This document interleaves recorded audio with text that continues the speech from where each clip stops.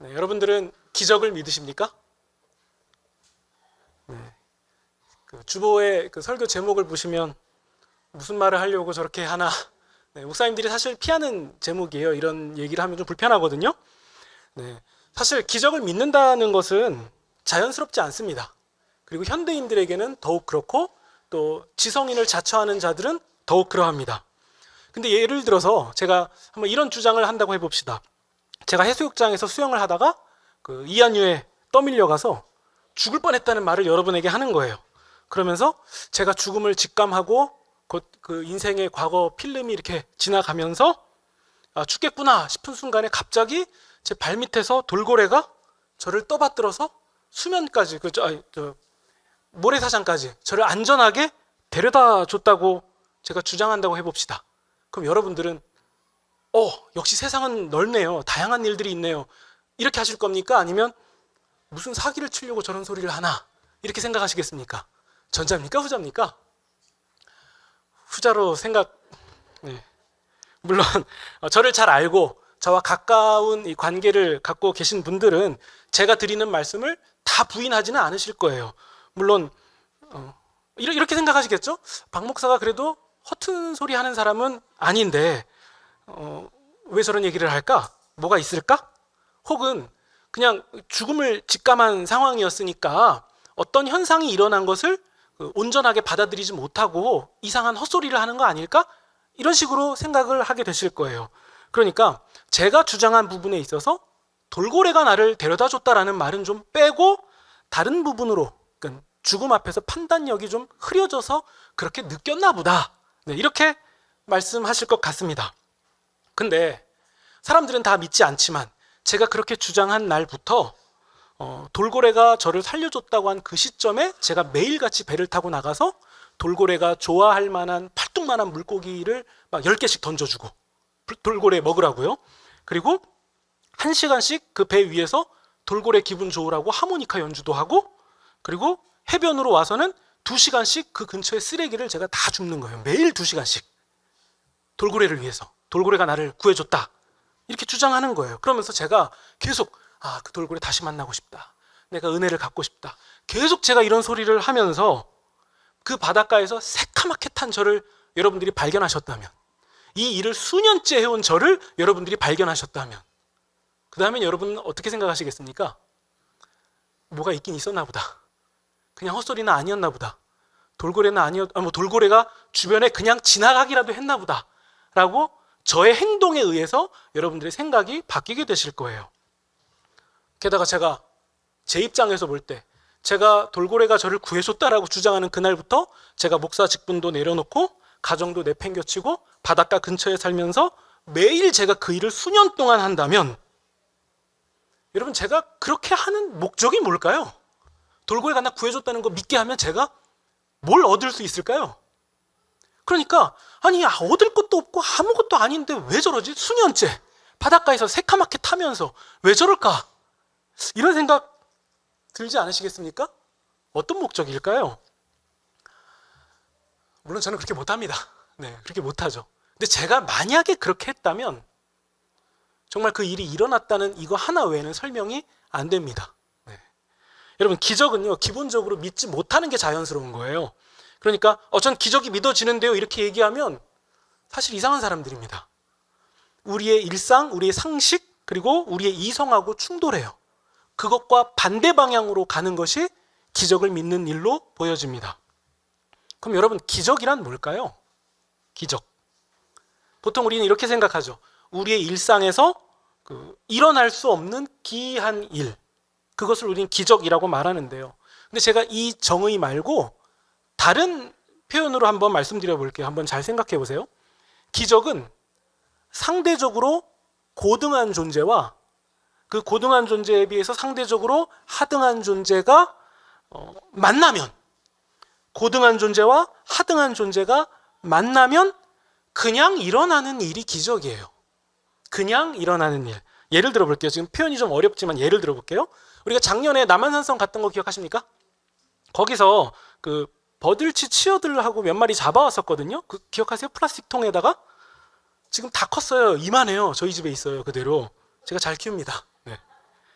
근데 그 물고기들은 자기가 잡혔을 때 자신들이 그 남한산성 계곡에서 그 수십 킬로 떨어진 저의 집이라는 그 공간으로 가서 자동차라는 교통수단을 타고 그 매일같이 하늘에서 떨어지는 밥을 받아먹는 어항이라는 공간에 가서 더 이상 천적들의 공격을 받지 않아도 되는, 먹고 싸고 그냥 놀기만 하면 되는 그런 곳으로 자신들이 갈 거라고 상상이나 했을까요?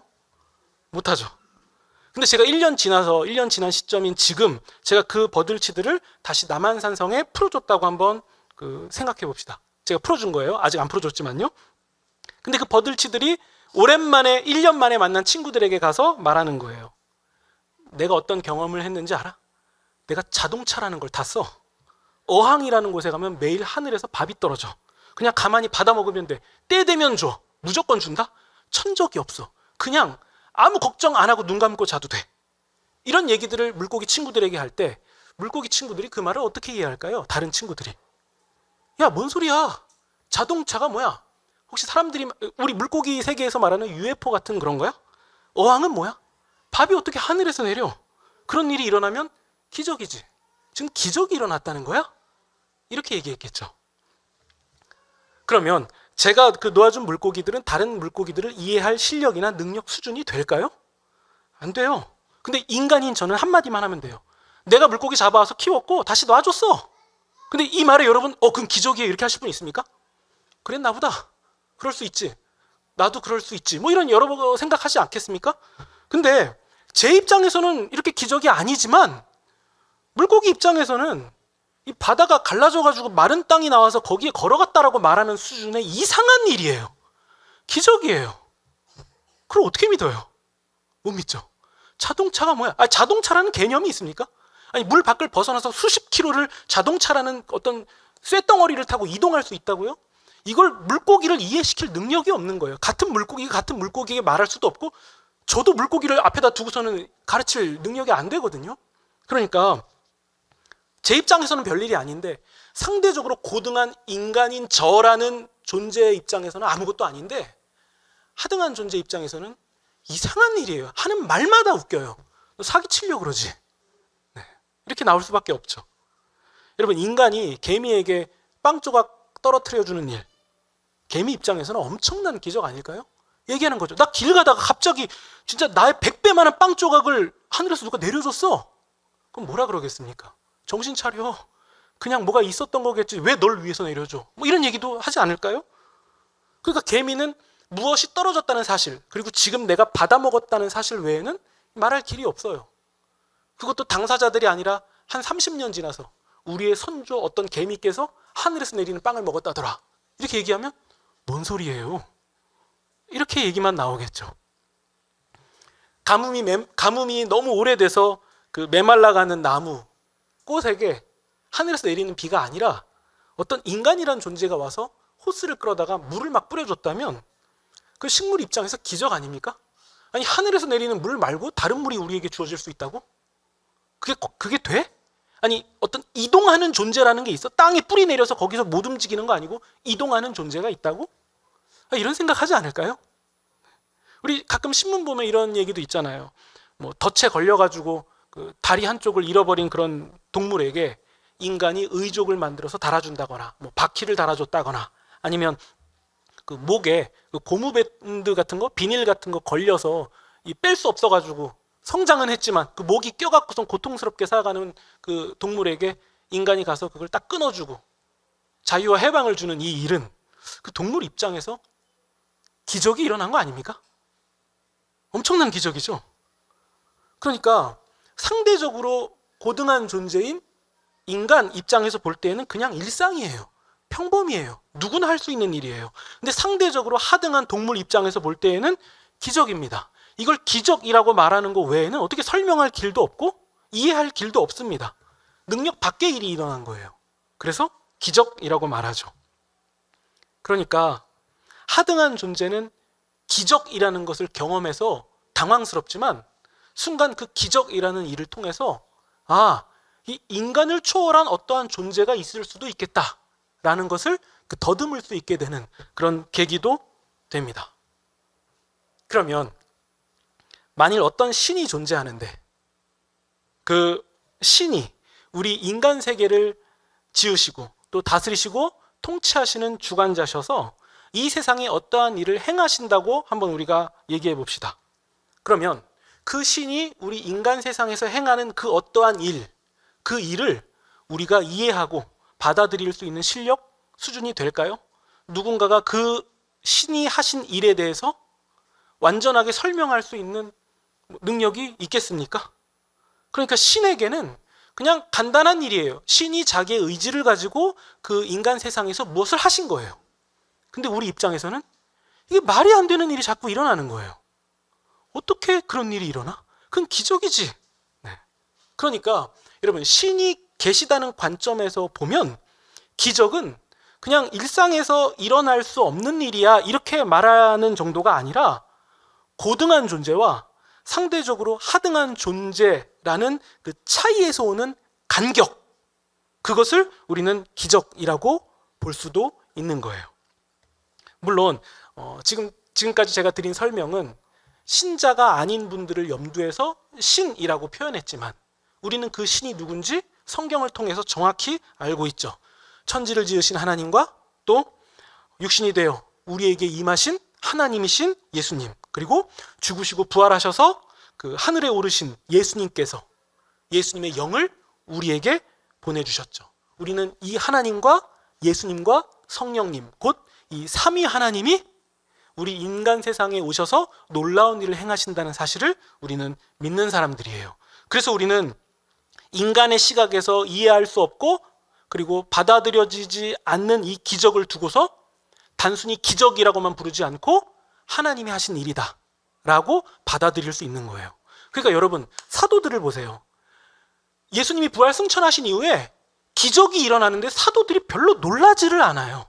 그건 사도들이 내가 이 정도 수준이야 이걸 느껴서 그런 게 아니라 그걸 부활 승천하신 예수님이 하신 일이라고 알면 그건 더 이상 기적이 아닌 거예요. 내가 볼 땐 신기하지만 이건 우리와 차이를 말할 수 없는 예수님께서 하신 일이기 때문에 우리가 볼 땐 기적이지만 기적 아니야. 이걸 알기 때문에 사도들은 기적이 일어나도 놀라지 않는 거예요. 이 일을 누가 하셨냐? 예수님이 하셨다. 그러면 우리는 이제 좀 더 중요한 부분을 나눌 수 있을 것 같습니다. 그럼 여러분, 기적이 일어났을 때 우리는 어떻게 반응하는 것이 맞습니까? 와, 기적이 일어났대. 엄청나지? 대단하다. 무섭지? 신기하지? 이 기적 누가 했어? 야, 우리가 했어. 위험 있지? 압도적이지? 이런 게 아니라요. 신자들에게 기적의 신기함이라는 것은 더 이상 주목할 일이 아니에요. 우리가 요한복음에서 한번 보지 않았습니까? 예수님이 행하신 기적을 보고 그걸 신기하게 여기서 따라온 사람들에게 예수님은 거리를 두셨잖아요. 기억나십니까? 요한복음 할 때 우리가 함께 나눴습니다. 그러니까 우리가 주목해야 되는 사실은 이 기적이 왜 일어났냐는 거예요. 이 기적이 가리키고 있는 게 뭐냐는 거예요. 그래서 요한복음은 기적이란 말을 쓰지 않고 표적이라는 말을 쓰는 거예요. 이 기적이 누구를 가리키고 있는가? 이 기적에 담겨 있는 의미가 무엇인가? 네. 우리가 오늘 읽은 이 본문을 보면요, 가만히 본문 내용을 잘 보신 분들은 상식적이지 않은 일이 일어났다는 것을 확인하실 수 있습니다. 대제사장들과 이 사두개인들은 사도들을 칭송하는 사람들의 이 움직임, 이 부분들에 대해서 시기하는 마음을 가지고서 그들을 잡아다가 옥에 가둬버립니다. 왜냐면요, 우리 4장 18절에 보시면 한번 경고를 받았거든요. 예수의 이름으로 가르치지 마라 라고 굉장히 엄한 경고를 받아요. 네. 예수의 이름으로 가르치지 마라. 왜냐하면 사도들이 가르치는 예수라는 그분은 그 대제사장들에 의해서 십자가에 달려 죽임당하신 분이거든요. 근데 사도들이 그 예수님이 주와 그리스도라고 얘기하니까 이걸 어떻게 받아들입니까? 그래서 단호하게 얘기해 두는 거죠. 그 이름 가르치지 말라고, 그 이름으로 말하지 말라고 분명히 경고를 받았습니다. 근데 사도들이 이걸 어겨요. 그리고 또 잡히고 또 옥에 갇힙니다. 근데 그 감옥은 분명히 간수가 잘 지키는 상황이었고 그리고 감옥도 잘 잠겨 있는 상황이었는데 사도들이 감옥에서 나오게 되는 기적이 일어나요. 여러분, 그 19절 보세요. 어떻게 나왔습니까? 주의 사자가, 우리가 잘 쓰는 말로 바꾸면 천사가 감옥 문을 열어줬대요. 이게 사도들의 주장입니다. 이게 믿어지십니까? 천사가 감옥 문을 열어줬다니까요. 그리고 사도들이 나왔어요. 근데 간수들도 지키고 있었고 감옥 문에도 문제가 없었어요. 감옥 문이 열려서 나왔는지 유체 이탈을 한 건지 뭔지 모르겠어요. 근데 사도들이 갇혀 있었는데 천사에 의해서 나왔대요. 이게 믿어지십니까? 어떻게 대답해야 됩니까? 우리는 예수님을 믿기 때문에 믿어진다라고 말하는 게 이상하지 않지만 신자가 아닌 사람들이 보면 정신 나간 사람들이 대답이에요. 그게 뭐 어떻게 되냐? 해봐! 이렇게 얘기하겠죠. 네. 근데 저는요, 사도들이 나온 것보다 더 이상한 것은 그 감옥에서 천사들에 의해 나왔다고 주장하는 사도들의 그 이후의 행보가 더 이상해요. 보시면요, 사도들은 그 옥에 갇혀 있으면서 그 이후에 그 사형을 당하게 될 수 있는 거거든요. 옥에 갇혀 있다는 것은 그 다음에 사형이에요. 왜냐하면 야고보 사도가 정말 그 이후에 그렇게 사형을 당해요. 그러면 사도들의 주장대로 정말 천사가 풀어줬다면, 그래서 감옥에서 기적같이 나올 수 있게 되었다면 그 다음에 어떻게 해야 됩니까? 도망가야죠. 잡혔는데 그렇게 풀려났으면 도망가야 되는 거 아닙니까? 아니면 풀려났다는 것을 사람들 앞에 과시해서 자기의 지지 세력 혹은 지지 기반을 확고하게 다져서 또 안 잡혀가도록 자기의 안녕이나 혹은 자기의 어떤 그 생존을 확보해야 되는 게 맞는 거 아니에요? 근데 감옥문을 열어준 그 기적을 경험했으면 다시는 대제사장이 있는 성전 근처에는 얼씬도 하지 말아야지. 왜 풀려나자마자 다시 성전으로 가서 예수 그리스도의 이름으로 사람들을 가르쳐요? 그게 더 이상한 거 아니에요? 천사가 열어줬다. 그래. 극한 상황이니까 이상한 경험을 했다고 주장했다고 치자. 근데 왜 풀려난 다음에 다시 성전에 가서 대제사장들이 버젓이 있는 그곳에 가서 예수님의 이름을 가르치는 건 뭐예요? 다시 또 들어가고 싶다는 얘기밖에 안 되는 거 아닙니까? 어떻게 되죠? 26절 보시면요. 우리 26절 보시면 역시 다시 잡혀서 끌려가요. 아니, 바보예요? 천사가 풀어줬으면 다시 잡히면 안 되잖아요. 가면 안 되는 거잖아요. 근데 다시 가서 예수의 이름으로 또 가르쳐요. 그리고 잡혀가요. 전 이게 더 기적이에요. 바보입니까? 목숨이 두 개, 세 개예요? 하나밖에 없는데? 28절 보시면 대제사장들이 어이가 없으니까 이렇게 말합니다. 예수의 이름으로 가르치지 말라고 했지. 그런데 그 예수의 피를, 그러니까 예수가 사형당한 것을 우리 탓으로 돌린다고? 우리 탓이라고? 우리가 엄한 사람 잡아 죽인 거라고? 지금 이 얘기를 대제사장들이 하고 있는 거예요. 여러분, 사실 지금이라도 아이고 잘못했습니다. 제가 정신이 나가서 그랬습니다. 이렇게 빌어야 되는 상황 아닙니까? 근데 사도들이 도리어 하는 말은 뭐냐면 29절이에요. 사람보다 하나님께 순종하는 것이 마땅합니다. 전 이게 더 기적이에요. 그 상황에서 사람보다 하나님께 순종하는 것이 더 마땅합니다. 하나님이신 예수님이 뭐라고 말씀하셨습니까? 예수님을 전하라고 명령하셨잖아요. 그리고 천사도 사도들을 풀어주면서 하는 말이 뭐냐면, 야 도망가, 이제 니들 잘 살아야 돼. 이게 아니라 다시 성전에 가서 예수 그리스도를 전해. 그러니까 이게 이상해요. 기적을 일으켜 주셨으면서 다시 잡혀갈 만한 일을 또 하라고 명령을 해요. 천사가요. 그리고 30절 보시면요, 사도들은 이어서 이렇게 말합니다. 너희가 나무에 달아 죽인 예수를 우리 조상의 하나님이 살리시고, 31절입니다. 이스라엘에게 회개와 죄사함을 주시려고 예수님을 하나님이 오른손으로 높이사 임금과 구주로 삼으셨습니다. 32절. 우리가 이 일의 증인입니다. 이건 정신 나간 사람 외에는 이해할 길이 없어요. 우리가 이 일의 증인입니다.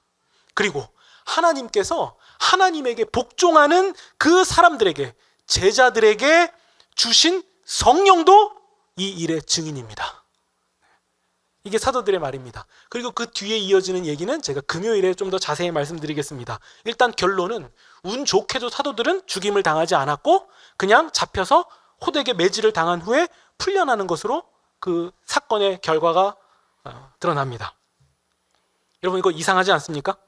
천사가 감옥문을 열어줬다고 주장하는 사람들이 다시 자신들을 체포할 수 있는 사람들에게 가서 하지 말라는 그 예수의 이름을 전하면서 사람 말 듣는 게 중요하냐? 맞냐? 사람 말 듣는 게 맞냐? 하나님 말 듣는 게 맞냐?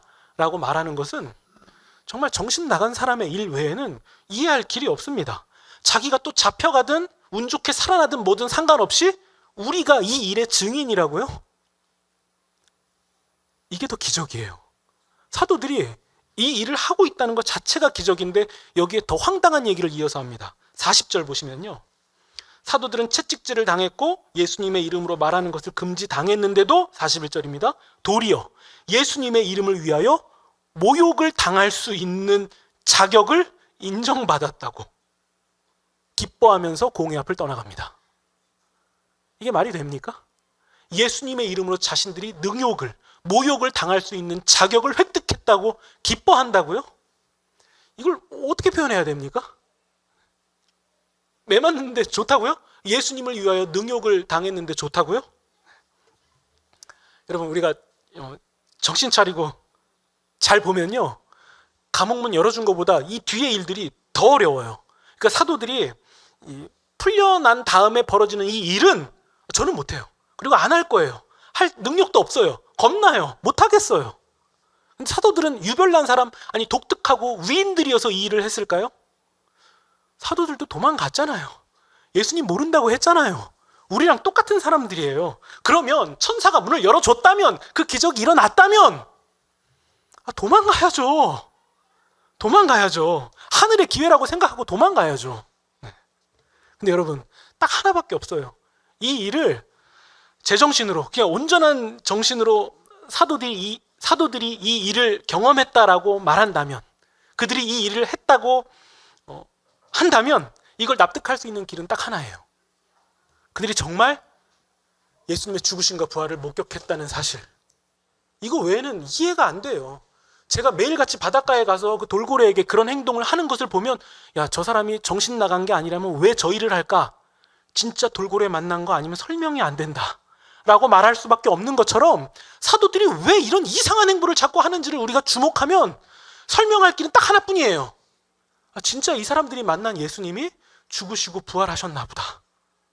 그거 아니면 이게 설명할 길이 없다.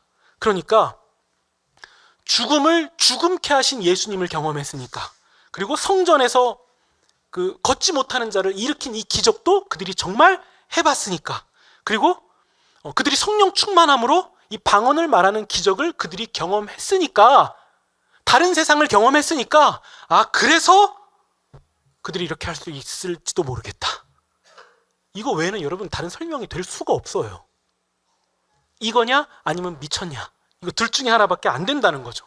그리고 그 이후에 사도들의 행보, 사도들은 그 이후에 예수님을 하나님이 오른손으로 높이신, 죽음을 이기신 임금과 구주라고 고백했고, 그리고 사도들은 자기의 모든 인생을 이 고백 때문에, 이 고백을 포기하지 않았기 때문에, 그래서 그들은 일제히 다 예수님이 하나님의 아들이요 그리스도다라는 이 고백으로 모두 다 순교하게 됩니다. 어떻게 그렇게 되죠? 둘 중에 하나예요. 진짜 부활하신 예수님을 만났거나, 아니면 집단으로 동시에 똑같이 정신이 나가서 이상한 헛소리를 하고 있다거나, 둘 중에 하나죠. 그러니까 여러분, 저는 이 기적을 경험했다고 주장하는 사도들의 이 행보에 담겨 있는 진정성을 보면 저는 그 기적이 일어났겠다라는 합리적인 생각이 듭니다. 제가 이만큼 시간을 들여서 설명한 것도 나름 합리적인 절차도 있었고 합리적인 판단도 있었다고 생각합니다. 물론 저의 설명은 완벽하지 않지만 나름 합리적인 부분이 충분히 있었다고 저는 생각해요. 그리고 이런 생각을 해보시는 것도 좋을 것 같아요. 사도들이 걷지 못하는 병자를 일으키고 감옥문이 열리는 기적을 경험했다고 해서, 그걸 주장한다고 해서 그들이 그 시점에서, 그 상황에서 인간적으로 얻을 수 있는 건 뭐였겠습니까? 뭘 기대할 수 있었겠습니까? 교황되는 거요? 아니, 그건 후대에 300년 더 지나서 일어나는 일이고, 사도들은 그런 거 기대할 수 없었잖아요. 그런 얘기를 하면 할수록 재산을 오히려 잃어버리는 거 아닙니까? 안정된 삶을 얻을 수 있어요? 명예입니까? 혹은 군사력 같은 그런 지지 세력입니까? 아니잖아요. 그런 허무맹랑한 소리를 하면 할수록 겪게 되는 것은 매질 아닙니까? 체포당하는 거잖아요. 사형당하는 거잖아요. 그래서 야고보가 가장 먼저 순교하게 되잖아요. 그러니까 사람들이 믿든 안 믿든 동의하든 동의하지 않든 사도들의 행보는 그냥 딱 하나만 주목하고 있고 딱 하나만 지금 드러내고 있어요. 그게 뭡니까? 여전히 누군가에겐 지금도 허무맹랑한 소리로 들릴 수 있겠지만 너희가 나무에 달아 죽인 예수님을 하나님이 다시 살리사 주와 그리스도가 되게 하셨다. 여러분, 이 사실 하나뿐이에요. 사도들이 이런 일을 해서 남길 수 있는 딱 하나, 주목하게 만들 수 있는 것 딱 하나는 예수님이 하나님이 다시 살리신 주와 그리스도다. 이거 하나뿐이에요. 사도 요한은 이것을 요한복음에서 뭐라고 말했습니까? 내가 이 요한복음을 기록함은 너희로 예수께서 하나님의 아들 그리스도이심을 믿게 하려 하며 또 너희로 믿고 그 이름을 힘입어 생명을 얻게 하려 합니다. 내가 예수님을 이토록 전하는 이유는 예수님을 믿는 너희가 생명을 얻게 되는 것, 이거 하나뿐입니다. 다른 거 없습니다. 이거 하나뿐입니다. 오직 이거예요. 네.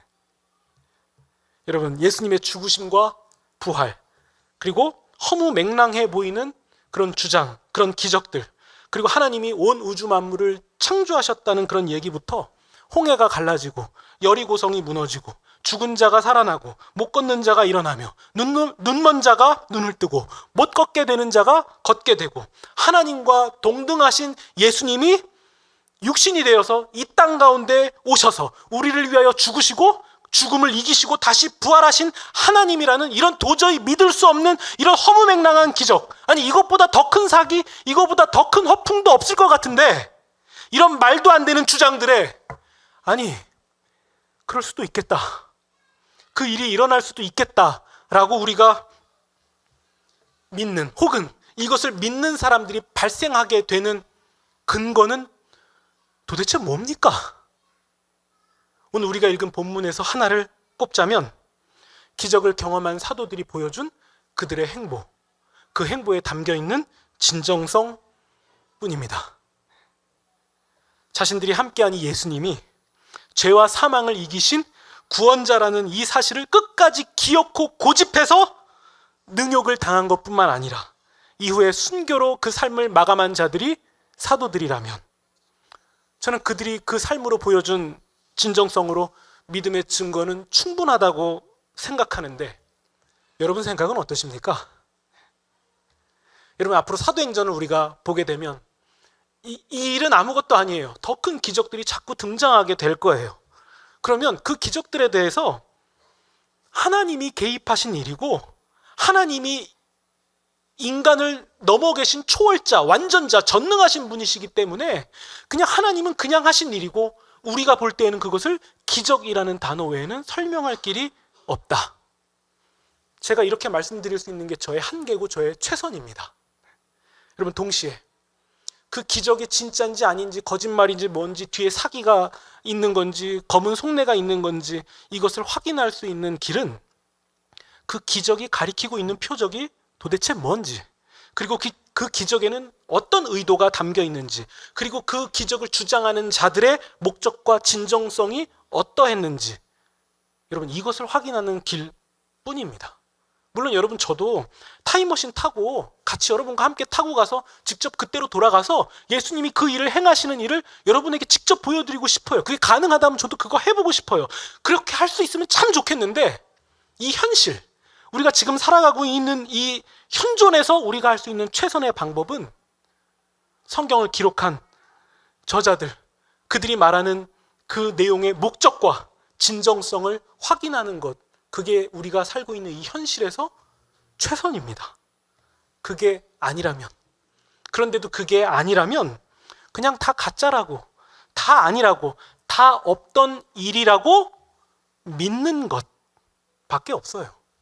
아니라고 믿는 것이고 맞다고 믿는 것, 사실은 믿고 있는 두 믿음이 싸우고 있는 것일 뿐이었다는 거죠.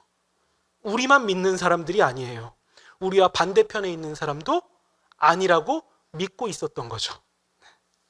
그러니까 가짜라고 믿었던 그것도 이상하지만 믿음이었어요. 가짜일 거야, 아닐 거야, 없을 거야. 여러분, 오늘 설교의 결론은 없습니다. 그리고 적용도 없어요. 오늘 설교는 사실 제 개인적으로 고민을 많이 했고 좀 제 개인적으로는 새로운 시도였습니다.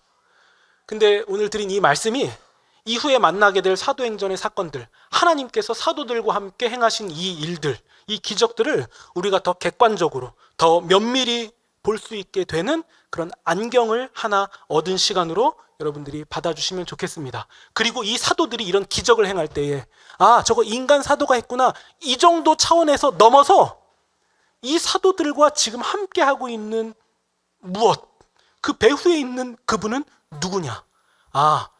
죽으시고 부활하신 예수님이 저 천상에 저 멀리 계셔서 인간 세상에 개입하시지 않는 게 아니라 이 사도들과 지금 똑같이 가고 계시는 거구나. 지금 안 보이지만 같이 계신 거구나. 이분을 성령님, 예수의 영이라고 사도행전은 말하고 있구나. 이런 귀한 부분도 여러분들이 동시에 발견하시면 좋겠습니다. 제가 드린 이 말씀들이 모든 일을 근원부터 자세히 미루어 살펴서 기록했다는 이 사도행전의 저자 누가의 주장과 동일하기도 합니다. 우리가 이어지는 사도행전의 내용에서 이 큰 은혜와 사실과 감격과 기적을 마주하시는 그런 저와 여러분이 되시기를 우리 구주 예수님의 이름으로 축원드립니다. 아멘.